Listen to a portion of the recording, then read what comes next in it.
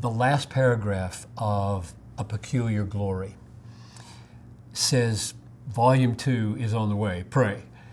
Well, that's what I have recently finished. And I have a tentative title, How to Read the Bible Supernaturally, Seeing and Savoring the Glory of God in Scripture. Now, here's what drove the book and what it's about.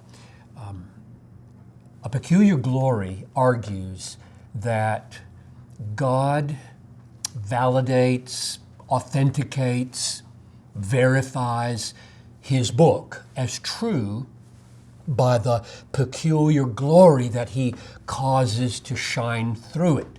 And so I'm arguing that the Bible shows itself to be completely truthful by the glory, distinct, inimitable, unique, peculiar, divine glory that comes through it.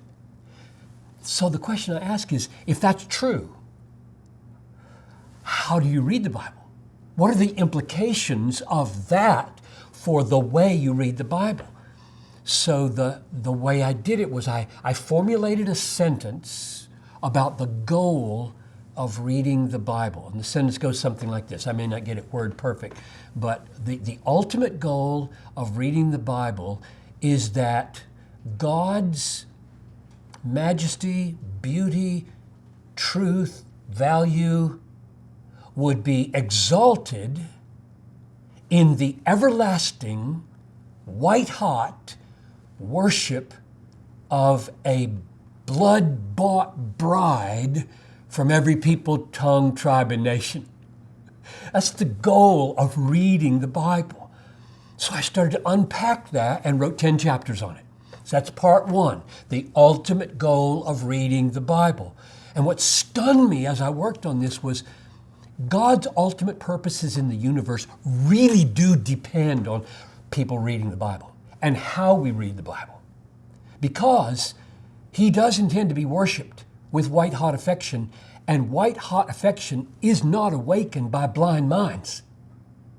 We see something and explode with thrill, or we don't see it and don't explode. And so the purpose of God depends on that happening. So the second part was, is that really true? Does the Bible really say that it's supernatural so that a human can't do it? And it does. 3 chapters to show that the Bible shows you need divine assistance in order to do the reading of the Bible that the Bible calls you to do. And then I knew, third part, last part, was, but wait a minute, we do read the Bible.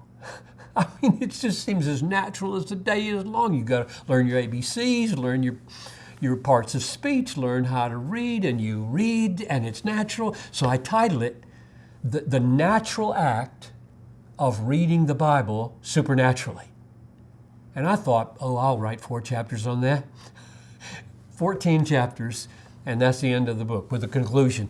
And there I try to get as practical as I can in what do you actually do when you look at a page of the Bible? What do you look for? What kinds of questions do you ask? What makes it work? How do you get at meaning? Because it's through meaning that glory shines. Glory doesn't hover over it like a cloud. It shines through meaning, and meaning is construed with the mind, and the mind seems to be a pretty natural organ.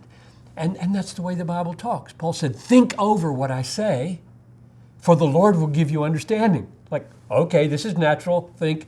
This is supernatural, the Lord gives, and the two come together. So I'm very, very excited about what I've done, because I love giving God the glory, that His grace is essential in the process of Bible reading. I love magnifying the Bible by how essential it is in the accomplishing of God's everlasting purposes.